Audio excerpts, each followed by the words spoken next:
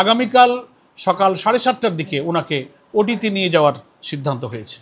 দেশের একেবারে সেরা সেরা কার্ডিয়াক সার্জন, অভিজ্ঞ ডাক্তাররা এই 2-3 দিনে আমরা তাদের সাথে বিভিন্ন দফায় দফায় বোর্ড করা এবং আমাদের সংগঠনের মধ্যে যারা নেতৃবৃন্দের মধ্যে ডাক্তার আছেন, ডক্টর আব্দুল মোহাম্মদ তাহির, আমাদের নায়েবে আমির, আরও যারা আছেন ডাক্তারদের মধ্যে, সকলে মিলে আমরা একটা চিন্তার ঐক্যমতে আসবার চেষ্টা করেছি এবং সেখানে আমরা আল্লাহর মর্জি, আল্লাহ ভরসা করে সিদ্ধান্ত নিয়েছি যে ওনাকে ওপেন হার্ট সার্জারি ইনশাল্লাহ করতে হবে। ওনার পরিবার, উনি নিজে সহ আমরা সকলেই সর্বসম্মতভাবে সদর হয়ে আল্লাহ ভরসা করে আমরা এই সিদ্ধান্ত গ্রহণ করেছি।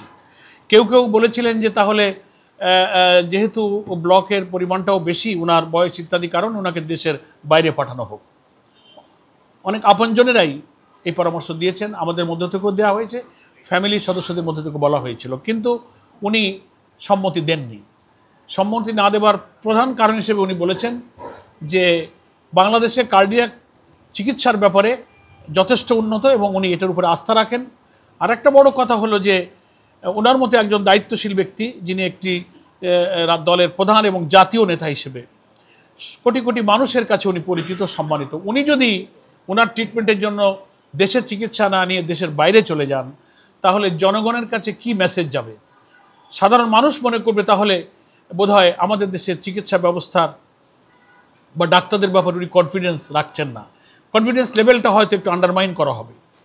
তো উনি সেটা মনে করেন না। উনি মনে করেন আমাদের দেশে কার্ডিয়াক ট্রিটমেন্ট এবং ডাক্তারদের পরে আমার আস্থা আছে, ফলে আমি দেশেই চিকিৎসা নিতে চাই। ওনার এই সিদ্ধান্ত মতামত ডাক্তাররা গ্রহণ করেছেন এবং আমরা সংগঠন এটার উপরে আল্লাহ ভরসা করে একমত হয়েছি যে উনি দেশেই চিকিৎসা নেবেন এবং সেটা ইউনাইটেড হাসপাতালেই ওনার অপারেশন হবে। এবং অপারেশন করার ব্যাপারে আমরা আপনারা সবাই চেনেন বাংলাদেশের একজন রিনাউন্ড দেশসেরা কার্ডিয়াক সার্জন ডক্টর জাহাঙ্গীর কবিরের তত্ত্বাবধানে একটা টিম ওনার এই চিকিৎসার দায়িত্ব গ্রহণ করেছেন আল্লাহ ভরসা করে। আগামীকাল সকাল 7:30টার দিকে ওনাকে ওটিতে নিয়ে যাওয়ার সিদ্ধান্ত হয়েছে।